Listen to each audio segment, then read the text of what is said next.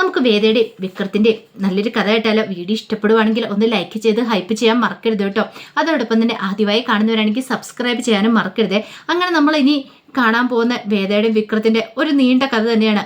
കാരണം നേരത്തെ അരമണിക്കൂർ കഥകളായിരുന്നു, പക്ഷെ ഇപ്പോഴങ്ങനെയല്ല, ഒരു 2-3 മണിക്കൂർ നീണ്ടു നിൽക്കുന്ന വിശേഷമാണ് നമ്മൾ കാണാനായിട്ട് പോകുന്നത് കേട്ടോ. അപ്പോൾ അത് ഒറ്റയടിക്ക് എനിക്ക് ചാനലിനകത്ത് അപ്ലോഡ് ചെയ്യാൻ പറ്റില്ല, കാരണം അത് പല ഭാഗങ്ങളായിട്ട് ഞാൻ ചാനലിനകത്ത് അപ്ലോഡ് ചെയ്യും കേട്ടോ, പാർട്ട് 1, 2 എന്നും പറഞ്ഞുകൊണ്ട്. അപ്പോൾ കാണാൻ താല്പര്യമുള്ളവർ കയറി കാണാൻ ശ്രമിക്കണേ. അങ്ങനെ ഒടുവിൽ വല്ലാത്ത സന്തോഷത്തോടു കൂടിയിട്ടാണ് വേദ കുഞ്ഞിനെ വെച്ചുകൊണ്ടിരിക്കുന്നത്. കാരണം വേദയുടെ മനസ്സിൽ കൂടെ പല പല ചിന്തകളും മിന്നിമായുമായിരുന്നു. ഈ സമയത്ത് തരുണിനെ പോയി ഒന്ന് സമാധാനിപ്പിക്കുവാണ് സേതുലക്ഷ്മി. മോനെ, നിനക്കറിയാലോ ഈ സമയത്ത് നമുക്ക് വേദയുടെ ആവശ്യമുണ്ട്. കുഞ്ഞിനെ നോക്കാനായിട്ട് ആരെങ്കിലും വേണ്ടേ, കുഞ്ഞിനെ ഫീഡ് ചെയ്യിക്കണ്ടേ. അപ്പം അവൾ കൂടെ ഉണ്ടെങ്കിൽ നല്ല കാര്യമല്ലേ? അല്ലമ്മേ, അതൊക്കെ വലിയ പ്രശ്നമാകും, അതൊന്നും ശരിയാവുന്ന കാര്യമില്ല. എന്താ ഏതാന്നൊക്കെ അറിഞ്ഞിട്ട് എൻ്റെ മോനെ, നിന്റെ അച്ഛൻ മരിക്കണ സമയത്ത് ഞാൻ നിന്നെയും കൈ പിടിച്ചോണ്ട് എന്ത് ചെയ്യണമെന്ന് അറിയില്ല നിന്ന സമയങ്ങളൊക്കെ ഉണ്ട്. ആ സമയത്ത് എനിക്ക് താങ്ങും തണലുമായിട്ട് വന്നവരൊക്കെ ഉണ്ട്, നിനക്കറിയാലോ. ഇപ്പം ഈ കൊച്ചിനാണെങ്കിലോ അതുപോലും ഇല്ലാത്തൊരവസ്ഥയാണ്. അതുകൊണ്ട് നീ എന്ത് ചെയ്യണം? ഇപ്പം ദേഷ്യമൊന്നും പിടിക്കരുത്, വാശിയും പിടിക്കരുത്. അവൾ നമ്മളോടൊപ്പം പോന്നോട്ടെ, കുഞ്ഞിനെ നമുക്ക് ഫീഡ് ചെയ്യിക്കുകയും ചെയ്യാമല്ലോ, നല്ലൊരു കാര്യമായിട്ടല്ലേ. അപ്പോഴേക്കും തരും പറഞ്ഞു, എത്ര നാൾ? ഒരു 5-6 മാസമെങ്കിലും കുഞ്ഞിനെ ഫീഡ് ചെയ്യിക്കണ്ടേ മോനെ? അത്രയും നാളെങ്കിലും പാല് കൊടുത്തില്ലെങ്കിൽ ശരിയാകത്തില്ല. ശരി, എനിക്കറിയാല്ലേ, ഞാൻ പറഞ്ഞിട്ടുണ്ടെങ്കിൽ നീ സമ്മതിക്കും എന്നുള്ളത്. അങ്ങനെ സേതുലക്ഷ്മി അമ്മ വേദയുടെ അടുത്തേക്ക് വന്നു. വേദയുടെ അടുത്ത് വന്നിട്ട് കുഞ്ഞിനെ അങ്ങോട്ട് വാങ്ങുവാണ്. എന്താമ്മേ? അതെ, മോളെ റെഡിയാവ്. അവൻ പറഞ്ഞു വീട്ടിലേക്ക് മോളെ കൂട്ടിക്കൊണ്ട് വന്നോളാം പറഞ്ഞെന്ന് പറഞ്ഞു. അത് കേട്ട് കഴിഞ്ഞപ്പോഴത്തേനും വേദയ്ക്കൊരു സമാധാനമൊക്കെ ആയി. അങ്ങനെ വേദ റെഡിയായി. ഒടുവിൽ അവരെ വീട്ടിലേക്ക് പോകാനായിട്ട് കാറിൻ്റെ അടുത്തേക്ക് വരുമ്പോഴത്തേനും സേതുലക്ഷ്മി അമ്മ വേദയുടെ കയ്യിൽ നിന്ന് കുഞ്ഞിനെ അങ്ങോട്ട് വാങ്ങുവാണ്. എന്താമ്മേ? പെട്ടെന്ന് തരുണിൻ്റെ കയ്യിലേക്ക് കൊണ്ട് കുഞ്ഞിനെ കൊടുത്തു. തരുൺ സന്തോഷത്തോട് കൂടിയിട്ട് കുഞ്ഞിനെ വാങ്ങിക്കൊണ്ട് കാറിലേക്ക് കയറി. അതെ, മോള് വിഷമിക്കണ്ട, വീട്ടിൽ ചെന്നുമ്പോൾ കുഞ്ഞിനെ തരാട്ടോ, സങ്കടപ്പെടുകയൊന്നും വേണ്ട. കാരണം തരുണിനൊരു സംശയം ഉണ്ടാകാതിരിക്കാൻ വേണ്ടിയിട്ടായിരുന്നു അത്. അങ്ങനെ വീട്ടിലേക്ക് വന്നു. അപ്പോൾ വീട്ടിൽ 2 ജോലിക്കാരൊക്കെ ഉണ്ടായിരുന്നു. വീടൊക്കെ കണ്ടു കഴിഞ്ഞപ്പോഴത്തേനും വേദയ്ക്കാണെങ്കിൽ എന്ത് ചെയ്യണമെന്ന് അറിയത്തില്ല, വല്ലാത്തൊരു വീർപ്പുമുട്ടില്ല. ഇനിയിപ്പോൾ ഇവിടെയാണോ താൻ താമസിക്കേണ്ടതെന്നൊരു ചിന്ത. തൻ്റെ കുഞ്ഞിനെ ഓർത്ത് മാത്രമാണ് ഇങ്ങോട്ട് വന്നിരിക്കുന്നത്. അപ്പോഴേക്ക് സേതുലക്ഷ്മി അമ്മ ഇറങ്ങി വന്നിട്ട് പറഞ്ഞു, മോളെന്താ നോക്കി നിൽക്കുന്ന, ഭാഗത്തേക്ക് കയറി വരാൻ പറഞ്ഞു. ജോലിക്കാർ വന്നിങ്ങനെ നോക്കി നിൽക്കുമ്പോഴത്തേനും സേതുലക്ഷ്മി അമ്മ അവരോട് പറഞ്ഞു, ഈ സാധനങ്ങളൊക്കെ അകത്തേക്ക് കൊണ്ടുവന്ന് വെക്കാൻ പറഞ്ഞു. അങ്ങനെ അവർ സാധനങ്ങളൊക്കെ ഹോസ്പിറ്റലിലേക്ക് കൊണ്ടുപോയ സാധനങ്ങളൊക്കെ അകത്തേക്ക് കൊണ്ടുവന്ന് വെക്കുകയാണ്, വേദയുടെ സാധനങ്ങൾ ഉൾപ്പെടെ. അങ്ങനെ മുറിയൊക്കെ വേദയ്ക്ക് കാണിച്ചു കൊടുത്തു. തരുൺ സന്തോഷത്തിലായിരുന്നു. തരുൺ കുഞ്ഞിനെ അങ്ങോട്ട് നേരെ പോയത് തങ്ങളുടെ ബെഡ്റൂമിലേക്കാണ്. അവിടെ പോയി രാധികയുടെ ഒരു വലിയൊരു ഫോട്ടോ ഉണ്ടായിരുന്നു. ആ ഫോട്ടോയ്ക്ക് മുന്നിൽ കുഞ്ഞിനെ കാണിച്ചുകൊണ്ട് ഇങ്ങനെ നിൽക്കുകയാണ്.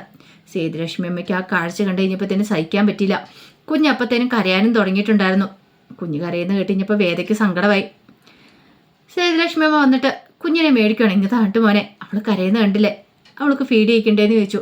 അങ്ങനെ മോളെയും കൊണ്ട് വേദയുടെ അടുത്തേക്ക് വന്നു. വേദയാണ് ടെൻഷൻ അടിച്ചിരിക്കുക. കുഞ്ഞിനെ കിട്ടിക്കഴിഞ്ഞപ്പോൾ വേദയ്ക്ക് സന്തോഷമായി. അങ്ങനെ കുറച്ച് സമയം എടുത്ത് അവളുടെ കരച്ചിലൊന്ന് മാറ്റാനായിട്ട്. ആ സമയത്ത് തരുണിന് ഭയങ്കര ടെൻഷനായി. കുഞ്ഞു കരയുന്ന ഓരോ നിമിഷവും അവൻ്റെ നെഞ്ചിലും ഒരു പിടപ്പാണ്. കുറച്ച് സമയം അങ്ങോട്ട് കഴിഞ്ഞുപോയി. തരുൺ ഇങ്ങനെ അക്ഷമയോടെ കാത്തിരിക്കുകയാണ്. ഇതുവരെയായിട്ട് കുഞ്ഞിനെ കിട്ടിയിട്ടില്ല. അപ്പോഴേക്ക് സേതുലക്ഷ്മി അമ്മ ഇറങ്ങി വന്നു. എന്താണ് മോനെ, നീ എന്താ ഇവിടെ നിൽക്കണേ? അല്ല, അത് പിന്നെ മോൾ അവളുടെ അടുത്ത് കിടന്ന് ഉറങ്ങട്ടെ, അവൾ ഉറങ്ങിപ്പോയി. അത് ശരിയാകത്തില്ലമ്മേ. എടാ, ഇപ്പം അവളെ ഉണർത്താൻ പോയിട്ടുണ്ടെങ്കിൽ അവൾ കിടന്ന് കരയും, വെറുതെ എന്തിനാ? തരുൺ ഒന്നും മിണ്ടാതെ മുറിയിലേക്ക് പോന്നു. മുറി വന്നിട്ട് അവിടെ ഒരു തൊട്ടിൽ കെട്ടുവാണ്. തൊട്ടിലേക്ക് കെട്ടി കുറച്ചു നേരം കഴിഞ്ഞപ്പോഴത്തേനും വേദയുടെ മുറിയിലേക്ക് ചെന്നു. ചെന്ന് കഴിഞ്ഞപ്പോൾ വേദ ബാത്റൂമിലായിരുന്നു. കുഞ്ഞിനെ പോയി എടുക്കുകയാണ്. എടുത്തു കഴിഞ്ഞപ്പോഴത്തേനും കുഞ്ഞ് കണ്ണു തുറന്നിങ്ങനെ നോക്കി കരയാനായിട്ട് തുടങ്ങി. അപ്പോഴേക്കും വേദ അങ്ങോട്ട് ഇറങ്ങി വന്നു. അല്ല, എന്താ സാറേ ഇതെന്ന് ചോദിച്ചു. അതെ, മോളെ ഞാൻ മുറിയിലേക്ക് കൊണ്ടുപോയിക്കോളാം, മോള് കരയുന്ന കണ്ടോ, ഞാൻ തൊട്ടിൽ കിട്ടിയിട്ടുണ്ട്, അവിടെ കൊണ്ടേ കിടത്തിയാൽ മതി എന്ന് പറഞ്ഞു. അങ്ങനെ കുഞ്ഞിനെ കൊണ്ട് പോയിട്ട് തൊട്ടിലിനകത്തിട്ട് ആട്ടുവാണ്. കുഞ്ഞ് കുറച്ച് സമയമൊക്കെ തരുണിൻ്റെ മുഖത്തേക്ക് നോക്കി കരഞ്ഞു. പിന്നെ കരച്ചിൽ നിർത്തി സന്തോഷത്തോടെ നോക്കുകയാണ്. ആ സമയത്ത് വേദയ്ക്ക് തോന്നിയത് വിക്രത്തിൻ്റെ ചിത്രമാണ്. ഒരുപക്ഷെ വിക്രം ഉണ്ടായിരുന്നെങ്കിൽ, തൻ്റെ അരിയിലുണ്ടായിരുന്നെങ്കിൽ ഇതുപോലെ തന്നെ കുഞ്ഞിനെ നോക്കിയാനും. സേതുലക്ഷ്മി അമ്മയുടെ സ്ഥാനത്ത് തൻ്റെ അമ്മ ഉണ്ടായിരുന്നെങ്കിൽ, അതായത് കമല ഉണ്ടായിരുന്നെങ്കിൽ എത്ര സന്തോഷത്തോടു കൂട്ടായിരിക്കും എല്ലാവരും കൂടെ നോക്കുന്നത്. അച്ഛനും അമ്മയും താനും വിക്രവും എല്ലാവരും കൂടെ ചേർന്നിട്ട് ആ ഒരു സമയം വേദയുടെ മനസ്സിൽ വല്ലാത്തൊരു സന്തോഷമൊക്കെ തോന്നി. അധികം വൈകാതെ അങ്ങനെ ഒരു സമയം ഉണ്ടാവുന്നൊരു ചിന്ത വേദയ്ക്കുണ്ട്. പക്ഷെ വേദയ്ക്ക് അറിയില്ലല്ലോ കമല മരിച്ചുപോയ കാര്യങ്ങളെക്കുറിച്ചൊന്നും. അതേ സമയത്ത് വിക്രത്തിന് ആകെപ്പാടെ വല്ലാത്തൊരു അസ്വസ്ഥതയായിരുന്നു. വേദയെക്കുറിച്ചും അമ്മയെക്കുറിച്ചും ഒക്കെയുള്ള ചിന്തകൾ വിക്രത്തിന്റെ മനസ്സിനെ വേട്ടയാടിക്കൊണ്ടിരിക്കുകയാണ്. പിന്നീട് രാഘവൻ ചേട്ടൻ ജയിൽ സൂപ്രണ്ട് ആൻഡ്രൂസിന്റെ കയ്യിൽ നിന്ന് അങ്ങനെ പുറത്തേക്ക് ഇറങ്ങാനുള്ള ഓർഡറൊക്കെ മേടിച്ചുകൊണ്ട് ഇറങ്ങുവാണ്. രാഘവൻ ചേട്ടൻ്റെ കാലാവധി കഴിഞ്ഞു, അയാൾക്ക് ഇനി പുറത്തേക്ക് പോകാം. അങ്ങനെ വിക്രത്തോട് എന്ന് യാത്ര പറയണം. എങ്കിൽ ശരിയുടെ മോനെ, നമുക്ക് പുറത്തു വെച്ച് കാണാം. ഞാനതിന് ഇറങ്ങാൻ പോകുന്നില്ലല്ലോ. എടാ, നിനക്ക് വേണ്ടിയിട്ട് നിന്റെ അച്ഛൻ ഹൈക്കോടതിയിൽ അപ്പീലിന് പോയിട്ടില്ലേ? നീ ഇറങ്ങൂടാ മോനെ, നമ്മൾ പുറത്തു വെച്ച് കാണും. നീ ധൈര്യമായിട്ടിരിക്കുക. അങ്ങനെ കൂടെ ഉണ്ടായിരുന്ന സഹപ്രവർത്തനായ കൂട്ടുകാരനും പോയി. വിക്രത്തിന് വല്ലാത്തൊരു ഒറ്റപ്പെടൽ ഫീൽ ചെയ്തു. ഇതേ സമയത്ത് ഭേദയും സേതുലക്ഷ്മി അമ്മ എല്ലാവരും കൂടെ ചേർന്നിട്ട് കുഞ്ഞിനെ കുളിപ്പിക്കുകയാണ്. സേതുലക്ഷ്മി അമ്മയാണ് കുഞ്ഞിനെ കുളിപ്പിച്ചുകൊണ്ടിരിക്കുന്നത്. വേദയ്ക്കും ഭയങ്കര സന്തോഷമായിരുന്നു. അപ്പോഴേക്കും തരുൺ അങ്ങ് ഓടി വന്ന് അവിടെ ഇരുന്നു. വേദയ്ക്ക് എന്തോ വല്ലാത്തൊരു ബുദ്ധിമുട്ട് തോന്നി. തരുൺ വന്നിട്ട് ചോദിച്ചു, അല്ലമ്മേ, കുഞ്ഞിനെ കുളിപ്പിച്ച് കഴിഞ്ഞില്ലേ? എടാ, അതിനെ കുളിപ്പിച്ചുകൊണ്ടിരിക്കുന്നത് കണ്ടില്ലേ? നിനക്കത് ജോലിക്കൊന്നും പോണ്ടേ? എൻ്റെ അമ്മേ, ഞാൻ കുറച്ച് നാളത്തേക്ക് ലീവ് എടുത്തു. എടാ, നീ എന്തിനാ ലീവ് എടുത്തേ? പിന്നെ കുഞ്ഞിൻ്റെ കാര്യങ്ങളൊക്കെ നോക്കണ്ടേ?